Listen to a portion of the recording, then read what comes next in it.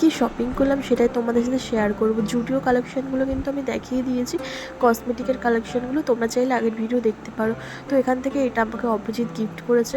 যেহেতু আমি ঘরের মধ্যে বা এমনি চলাফেরা মানে মাটিতে করতে পারি না, যেহেতু আমার একটু সফট জুতো চাই, যেহেতু আমার পা এখনও ঠিকঠাক হয়নি পুরোপুরি, তো তাই জন্য এই জুতোটাই আমি নিজে পছন্দ করে নিয়েছি। আর এখানে সমস্ত কালার লাইটই ছিল, তো এই কালারটা আমার ভালো লাগলো, তো এই কালারটাই আমি নিয়ে নিলাম। ঘরেও পরতে পারবো, বাইরেও টুকটাক বেরোতে পারবো। তো তারপরে এখানে একটা পার্সেল এসেছিলো আমার, পার্সেলটা খুলেই আমি রিলস বানাতে শুরু করে দিয়েছিলাম। তো তারপরে এখানে একটু চিড়ের পোলাও খেলাম রাত্রিবেলা। তো রাত্রিবেলা না একটা জিনিস খোঁজার জন্য আমি কিছু খোঁজাখুঁজি করছিলাম, খুঁজতে খুঁজতে আবার এই জিনিসগুলো বেরিয়েছে।